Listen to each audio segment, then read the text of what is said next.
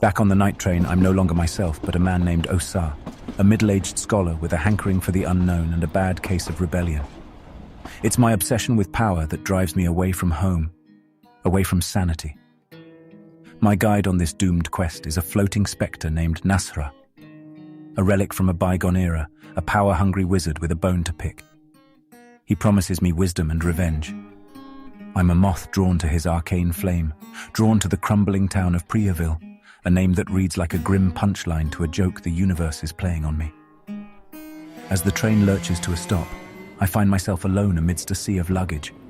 The air is heavy, the darkness outside the door thicker than the fog rolling over the San Francisco Bay. One step after another, I venture into the void, finding myself transported not to the station, but to a twisted workshop. It's no place for mortal men run by a beast of a man, a savage with an unholy symbol carved into his back. Moonscorch, we call it in my studies. A curse, a mark from an old god. As I bend to his will, carving bizarre cubes under his watchful, I dub him the janitor. We're not alone in this hell. A little girl, innocence marred by the madness, signals me to escape. But luck's a fickle mistress. The janitor sees me. His joy at the chase is a wild thing, as fierce and unforgiving as the blade he wields. I race for the door, hurtling into an abyss, emerging atop a high tower, face to face with a man wearing a mask. Or is it? A sense of dread washes over me even before he speaks. This strange man, this Perkel, is a mouthpiece for Re, the old god himself. His words are laced with venom, a deadly game, a festival of death to decide the last man standing. It's a sadistic dance, played out with a veneer of grandeur, presented as a game of chance and survival. The very thought of it makes my blood run cold. Then, like the snap of fingers, I'm awake again, but not in my usual haunt. I'm back on this iron beast, this godforsaken train. The fragments of that dream echo inside my skull, and I'm filled with a strange sense of purpose. Re, the moon god. He's under my skin, in my mind, a ghost in my soul. As the train grinds to a halt at Priaville, I step off, only to find the other souls on board huddled in conversation.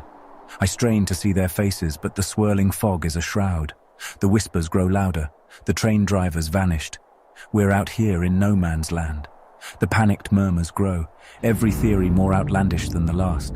The war had overtaken Priaville, the track sabotaged, the driver a deserter. Amidst the chaos, a familiar thread catches my attention. A fellow passenger recounting the same nightmare I had. Others chime in, their dreams mirroring my own. The realization hits me like a 2-ton truck. Re Termina. It's all real. The grand finale. A dance macabre to decide the last man standing. The chance to commune with a deity, it's like nothing I've ever imagined. As if on autopilot, I retreat back into the train to mull over this revelation. That's when I spot her, a young girl, an angel playing with the devil's tools. Her doodles, they're not child's play. They're dark, ritualistic. She's onto the game, her innocent act a poor guy's. It's a dog-eat-dog world, and I ain't on the menu. Her facade crumbles as I charge at her. Her terror-stricken face morphs into a menacing snarl, her arms outstretched as if to invoke some dark spell. I'm a member of the Yellow Mages. I can smell a death curse a mile away. I don't grant her the satisfaction, cutting her down until she's no more than a lump of lifeless flesh. As my final blow lands, I feel Re's approval wash over me, one down. Just as I'm basking in my victory, I'm caught off guard. A stranger grabs me from behind, his words laced with accusations. I try to shake him off, but they come in droves, overwhelming me. I wake up bound and gagged, seemingly abandoned. I languish there, minutes stretching into hours, hours into days. Even Nasra, that worthless apparition, has forsaken me. I'm alone, swallowed by darkness, gnawed by hunger. As consciousness slips away, I realize I might not be waking up this time.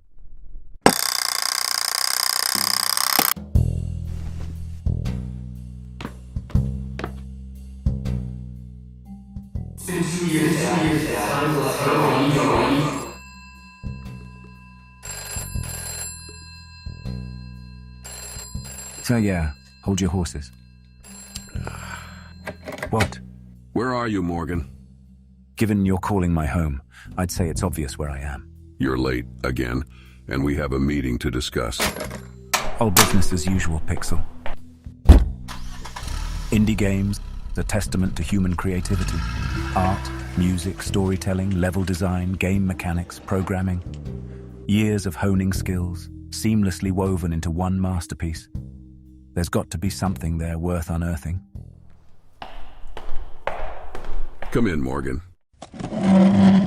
I've read your file on Fear and Hunger, Termina, and there's something missing. Fear and Hunger. Termina is an unusual hybrid, marrying RPG and survival horror. It's a unique beast, featuring a turn-based dismemberment combat system, strategic planning, and resource management. Its unforgiving world makes it a challenging endeavor, rewarding those who dare to brave it. The world design is open-ended, allowing players the freedom to face the game's horrors in any way they deem best. A time-sensitive mission amps up the tension with just 3 days to explore and accomplish objectives while the world evolves and characters pursue their own agendas. 8 playable characters each bring their unique playstyles and storylines to the table, allowing for a rich diversity of experiences. All these elements are rendered in pixelated art, accompanied by a hauntingly original soundtrack. So, Morgan, what makes these game mechanics successful? Why do people find them enjoyable? See, Pixel, you're missing the point. Fun isn't born solely from game mechanics. Those are just trails leading to your target audience. The mechanics are what make a game stand out, Morgan. They're what make a game unique, what make a game fun. On the surface, sure. But trust me, if you want the secret recipe for a successful game, you have to dig deeper. All right, Morgan, I'll indulge you. You've got a minute. The irony of being hired for a fresh perspective, only to have that perspective dismissed, is probably the only laugh I've had today. You see, Pixel, the game isn't about baiting the vast ocean of 750 million RPG enthusiasts. It's about casting the line for those select 1.5 million aficionados who savor the distinct flavor of indie RPGs. Ah, hunting in a niche market. Understood. Do you, Pixel? It's not just about capturing a niche. It's about decoding the desires of that niche. Look at Fear and Hunger, Termina. They didn't just slap together an RPG with survival and horror elements. They delved deep into the psyche of their players, creating a unique, innovative experience. And how did that gamble pay off? Better than you'd think. They may not have swayed the masses, but with a humble gross earning estimate of $500,000, that's a decent haul for a solo 4-year venture. $125,000 a year. That is before deducting all the expenses. It seems hardly worth the effort. Sure, it's no windfall, but they built something singular, something special. They carved out their own space in a market teeming with behemoths. They played their hand well. That's what we need to do, Pixel. Not just crunch numbers, but delve into the soul of our players, delivering an experience that resonates. But Morgan, how can we do that and still turn a profit? We use the numbers as our guiding star, Pixel, not our path. We start with a popular genre like RPGs, add a unique spin to it. Then we tune into our players, adjust our game based on their That sounds more like a gamble, Morgan. Isn't that what innovation is? A gamble? If we play it safe, we fade into the crowd. And where's the profit in obscurity? They started with a broad canvas, RPG, then smeared it with a unique hue, survival horror. Threw in a few trending elements like open world, timed missions, unique combat mechanics, and what have you. Voila, a masterpiece that stands out. Open world games are all the rage, sure, but they cost an arm and a leg. Observe closely, Pixel. They built a compact open world, which could be unimpressive to some. But the ticking clock, the 3-day game limit, created a sense of urgency, a largeness. A neat trick to implement an open-world experience on a shoestring budget. Add the replay value of a roguelike game, a wide variety of playable characters, each with unique skills. NPCs with their routines changing every day. It's a small world teeming with life. All the game mechanics work in harmony to create a gaming experience as wide as an ocean and as personal as a love letter. All right, I catch your drift, Morgan. They began broad. RPG added a twist. Survival horror. Threw in some popular mechanics, open world, time-sensitive missions, and unique combat. Made a splash in the market. But I'm still not convinced, Morgan. These are just ideas. What we need is a foolproof recipe, a formula for success. How do we translate these insights into a repeatable model for success? That's the game I want to win. You got to see the entire game. It's like a delicate dance with the players, needing to pull at their heartstrings. Morgan, honestly, the only spectacle I'm keen to witness is the dance where my dollar bill slides into her lacy garter. You don't get it, Pixel. A game ain't just a blueprint. It's an expression of the human soul. It's art. Maybe hiring a washed-out old gumshoe like you was a mistake, Morgan. I can smell the scotch on your breath from here. Should have known better than to deal with a cold, calculating corporation like you. You'll never understand the heart of indie games. I'm done here.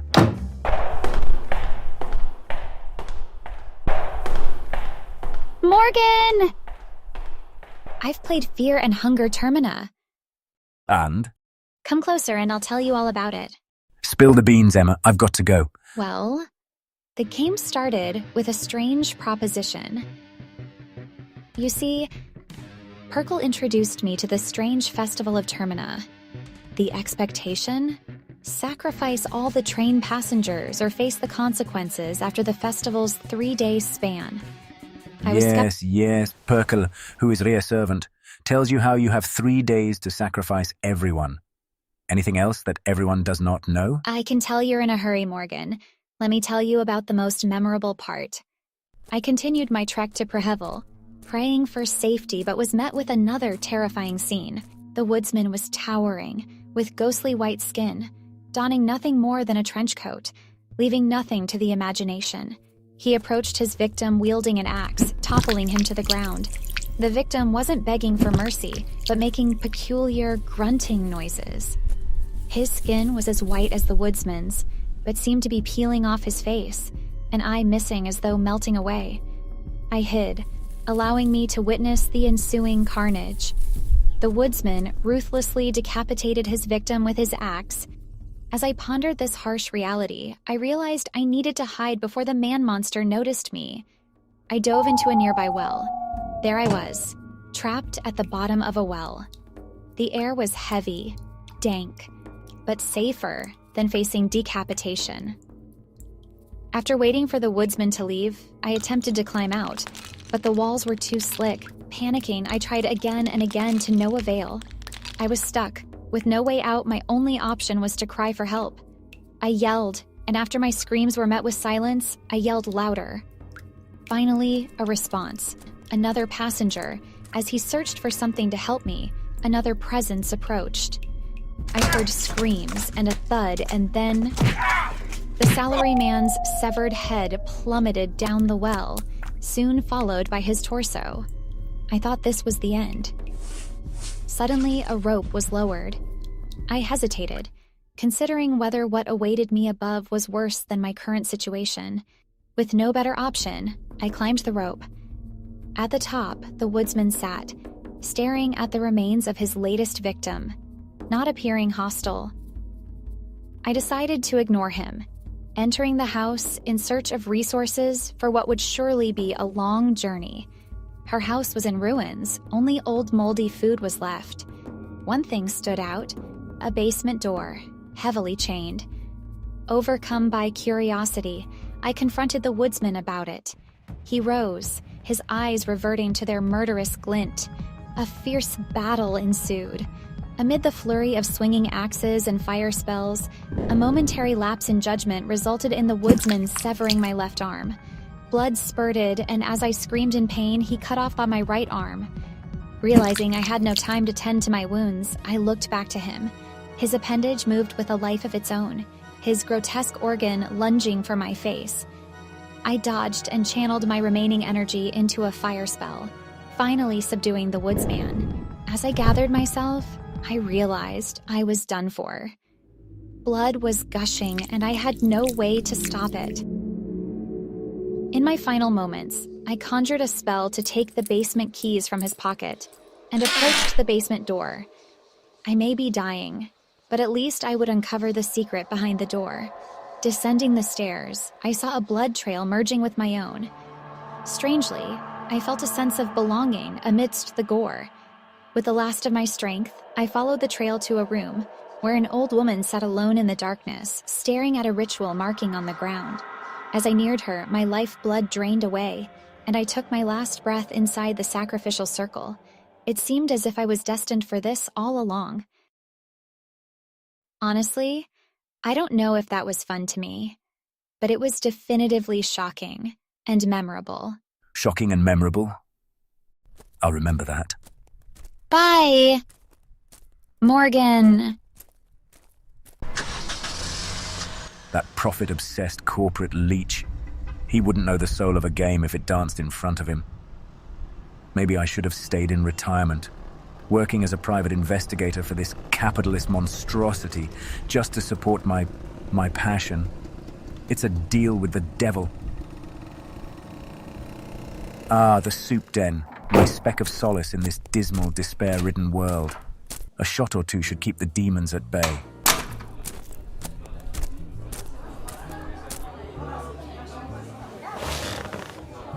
One of those days, Morgan? Make it a double, sweetheart. Today's storm needs more than an umbrella. You got it.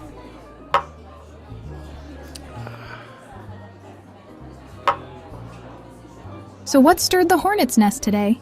It's Pixel. He's got me hounding indie game developers for his precious secret formula of success. The man's perspective is as narrow as a bullet. He thinks there's a cookie-cutter solution. Life's not like that. It's complicated. You know, you could find someone else who needs a PI. Someone less corporate? It's not that easy, Jane. You don't get it. Then help me understand, Morgan. What's the big picture? A long time ago, I lost something. Something that made me. Me. When it went, it took the rest of me with it. Now, I'm just a shell of a man, an echo of who I once was. But there's something about these indie games. They feel human, real, alive. They give me hope. And then people like Pixel, they come in and strip it all away for a quick buck. But Morgan, why keep working for him? Why not walk away? There's one thing that always calls the shots, Jane. Money. I need it to keep digging through these indie treasures. It's a rotten bargain, but what choice do I have? So, what's the game of the hour? It's an indie survival horror RPG called Fear and Hunger, Termina. Did I hear you say F and H, Termina? Don't ruin it with guides. It's not about the horror, it's all about the journey. My buddy got me that game. It was hell. A living nightmare. But I'd give it 10 out of 10. Now figure that one out. Imagine if Kentaro Miura and Clive Barker had a love child. That's Fear and Hunger. Brutal, bloody, nightmarish, and absolutely unputdownable. This time, I survived around without getting defiled. Seems like the savagery is part of the allure, Jane. It's captivating in its brutality. It's a form of escape, as twisted as it sounds. People seek escape wherever they can find it, Morgan. Even in the midst of their darkest nightmares. I've got a lot to ponder, Jane. Tonight's given me a fresh perspective. Take care, Morgan. There's always a stool here with your name on it. I'll remember that, darling. The door creaks open, and I'm back in my sanctuary, the dimly lit tomb I call home. The keys hit the table with a clatter, but I'm already reaching for the comfort of that whiskey bottle. The burn is a bitter friend, familiar and unforgiving. But it's the face in the frame that really twists the knife. My family, frozen in time, my boy's voice echoing in my head, a ghostly whisper. It's been 3 years, Dad. You need to let it go. The world spins and I'm back there, that night. The twisted metal, the screams, another gulp of that liquid oblivion. And I stagger, trying to outrun the memory. But it's always there, lurking in the shadows. I collapse onto the bed, my mind a whirlpool. The case, that damned game, Fear and Hunger. What's the secret? Why's it got the indie crowd in a frenzy? I feel like I'm circling the truth, always a step behind, like a dog chasing its tail. And Pixel, that capitalist shark, expecting me to dissect it, to lay it bare for his greedy eyes. The weight of it all presses down on me, and I wonder how I'm going to make it pay. The room starts to dim as sleep edges closer, and a parade of images flickers through my mind. Fear and Hunger. Termina is an unusual hybrid, marrying RPG and survival horror. Honestly, I don't know if that was fun to me, but it was definitively shocking and memorable. Clues, connections. It was hell. A living nightmare. But I'd give it 10 out of 10. Fragments of a puzzle that refuses to be solved. People seek escape wherever they can find it, Morgan. even in the midst of their darkest nightmares. How do we translate these insights into a repeatable model for success? Then, like a slideshow, it all fades, and I'm sinking into the dark. The fog in Prehevel hangs thick, like the smoke in a backroom poker game. As I emerge from some nondescript doorway into the murk, I feel the weight of the dream realm pressing in, its atmosphere heavy with menace. Ahead, a fallen steed lay cold in the alley, an omen, perhaps, of the dangers lurking nearby. Not far from it lay its master, a soldier. But why here? Wasn't the front line miles away? His life had been snuffed out prematurely, but his pocket diary might hold some clues. Before I could examine it, the eerie silence was shattered by a soft shuffling behind me. There, bathed in shadow, stood one of the cursed villagers of Prehevel, his gaze unrelenting. Scythe in hand, he stepped toward me, the promise of danger clear in his gait. No dice, I thought, not today. With adrenaline pumping, I dashed towards the nearest refuge. The first door betrayed me, locked tight, but Lady Luck smiled down as the second gave way, granting me a momentary sanctuary. The room was a mess. Looked like it hadn't seen a broom or care in years. In its center was a bed, worse for wear but better than the alley. Before I could catch my breath, the all-too-familiar shuffle echoed. The villager was back. In the dim light, I saw the gleam of a pipe, swinging straight for me. My instincts kicked in, a quick sidestep, and my blade sang through the air, severing his armed hand. But he didn't flinch. Instead, he lunged, a bear trap in hand, aiming to snap me up. With another swift move, I sidestepped, hearing the jaws snap shut inches from me. My blade danced once more, but the villager remained unfazed. Desperate, I threw a handful of broken glass at him, hoping to blind the monstrosity, but it was no use. The signs of the moon's curse were evident, his eyes already lost to the affliction. With a surprising speed, he was on me, clawing, overpowering. As my vision blurred, the last thing I felt was the sickening thud as I was thrown into pain. Ebbed as darkness crept in, but not before I heard the snorts and grunts of hungry swine approaching. My last sensation was the cruel irony of the situation. A detective, lost in a dream, becoming nothing more than a feast for pigs in an alley. I awoke, the aftertaste of the dream realm still sour in my mouth. What kind of twisted show is this? I murmured, the room echoing my confusion. Why are the masses so entranced by this dark carnival ride of a game? The chatter, the art, the devotion, it's as if they're under some spell. The shadows on my office walls seem to dance, mocking me. There's something deeper, something lurking beneath, they whispered. No more chasing shadows. It was time to face the maestro behind this macabre symphony. Miro Havarinen, the puppeteer pulling the strings of fear and hunger. If anyone had the answers, it was him.